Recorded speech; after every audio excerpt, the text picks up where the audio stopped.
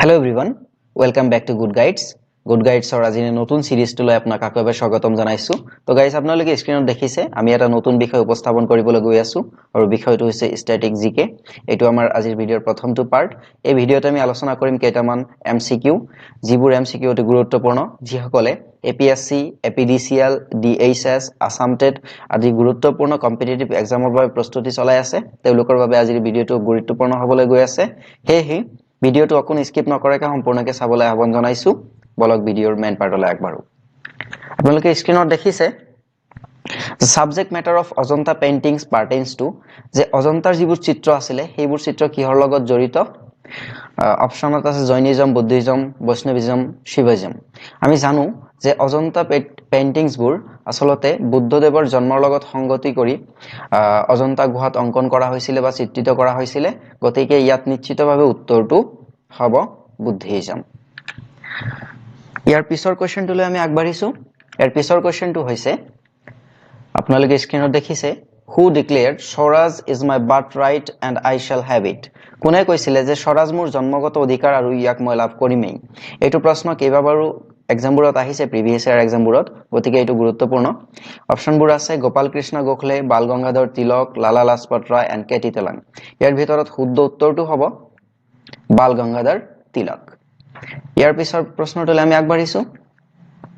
আপোনালোকে স্ক্ৰিনত দেখিছে যে who is the founder of concept of Sarvodaya. যে সৰ্বদয়া যিটো ধাৰণা সেই ধাৰণাৰ প্ৰৱৰ্তক কোন আছিলে? আপোনালোকে জানে যে সৰ্বদয়া এখন কিতাপো আছে আৰু এই কিতাপখন ৰচনা কৰিছে মহাত্মা গান্ধীয়ে আৰু এই ধাৰণাটোৰ প্ৰৱৰ্তক হৈছে মহাত্মা গান্ধী। গতিকে উত্তৰটো হ'ব অপশ্যন বি মহাত্মা গান্ধী। সৰ্বদয়া ধাৰণাৰ প্ৰৱৰ্তক হৈছে মহাত্মা গান্ধী। ইয়াৰ পিছৰ প্ৰশ্ন first country to make constitution is. কোনখন দেশে প্ৰথম সংবিধান ৰচনা কৰিছিলে? আমি জানো যে পৃথিৱীত এনেকুৱা কিছুমান দেশ আছে যিবোৰ এতিয়ালৈকে সংবিধানৰ লগত কোনো ধৰণৰ সম্পৰ্ক নাই, অৰ্থাৎ অলিখিত সংবিধানৰ দ্বাৰা প্ৰচলিত। ঠিক তেনেকুৱা এখন দেশ হৈছে ইংলেণ্ড। তো প্ৰথম অৱস্থাত সংবিধানৰ প্ৰৱৰ্তন কৰিছিলে USA, ইউনাইটেড ষ্টেটছ অফ আমেৰিকাই। ইয়াৰ শুদ্ধ উত্তৰটো হ'ব অপশ্যন চি। পৰৱৰ্তী প্ৰশ্ন hornbill festival of Nagaland is based on which name of organism. যে নাগালেণ্ডত যিটো হৰ্ণবিল উৎসৱ অনুষ্ঠিত হয় এইটো তলত দিয়ে কোনটো জন্তুৰ লগত সংগতি ৰাখি অনুষ্ঠিত কৰা হয়? ইয়াত অপশ্যন এ আছে পিকক, অপশ্যন বি আছে অনহৰ্ন ৰাইনো, অপশ্যন চি আছে হৰ্ণবিল, অপশ্যন ডি কিংফিচাৰ। আমি ইতিমধ্যে এনচাৰত দেখিবলৈ পাইছো যে হৰ্ণবিল পক্ষীৰ লগত সংগতি ৰাখি এই উৎসৱটো নাগালেণ্ডত অনুষ্ঠিত কৰা হয়। গতিকে ইয়াৰ উত্তৰ হ'ব অপশ্যন চি। ইয়াৰ পিছৰ প্ৰশ্ন আপোনালোকে স্ক্ৰিনত দেখিছে what is the meaning of the word Mizo. Mizo শব্দৰ অৰ্থ কি? আচলতে যিসকল বাসিন্দা মিজোৰাম ষ্টেটত বসবাস কৰে তেওঁলোকক মিজো বুলি কোৱা হয়। আৰু এই মিজো শব্দৰ অৰ্থ অপশ্যন কেইটা দিয়া আছে এনেধৰণৰ। অপশ্যন এত আছে বিউটিফুল অৰ্থাৎ ধুনীয়া, অপশ্যন বিত আছে এ পাৰ্চন ডেট হাণ্টছ এনেকুৱা মানুহ যিসকলে চিকাৰ কৰে, অপশ্যন চিত আছে ইনহেবিটেণ্টছ অফ হিল অৰ্থাৎ পাহাৰৰ বাসিন্দা, অপশ্যন ডিত আছে ষ্টে টুগেদাৰ।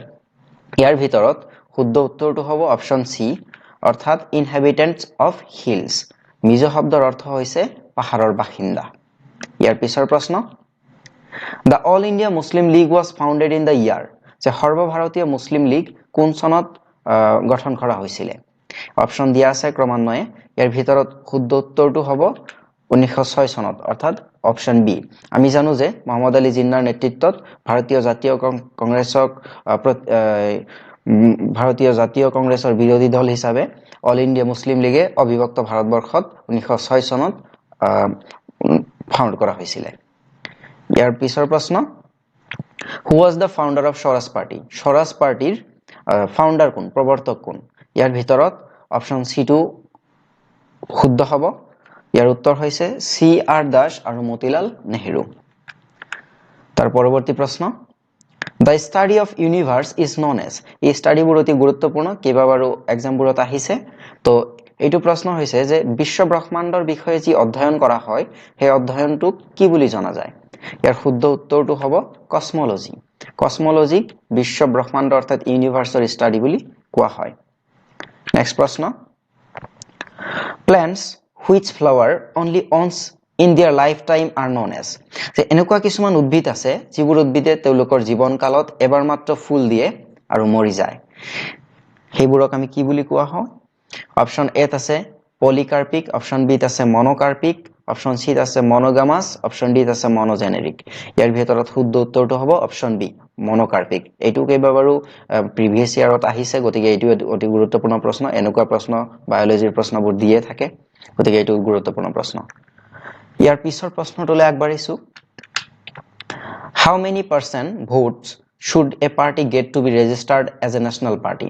এটা পাৰ্টিক ৰাষ্ট্ৰীয় দল হিচাপে স্বীকৃতি পাবলৈ কিমান শতাংশ ভোটৰ প্ৰয়োজন হয় ইয়াৰ শুদ্ধ উত্তৰটো হ'ব অপচন সি 6% ইয়াৰ আগতে আমি এটা কথা জানি থোৱা দৰকাৰ যে দলটোৱে ৰাষ্ট্ৰীয় দল হিচাপে স্বীকৃতি পাবলৈ হলে কমপক্ষেও 4খন ৰাজ্যত তেও 6% ভোট পাব লাগিব এইখিনি আছিল আজিৰ ষ্টেটিক জিকেৰ আলোচনাৰ বিষয়বস্তু আমি পৰৱৰ্তী ভিডিঅ'সমূহত আৰু গুৰুত্ব সহকাৰে ভিডিঅ'সমূহ আলোচনা কৰিম গতিকে আজিৰ ভিডিঅ'টো ভাল লাগিলে অনুগ্ৰহ কৰি গুড গাইডছৰ সৈতে থাকিবলৈ নাপাহৰিব থ্যাংক ইউ সো মাচ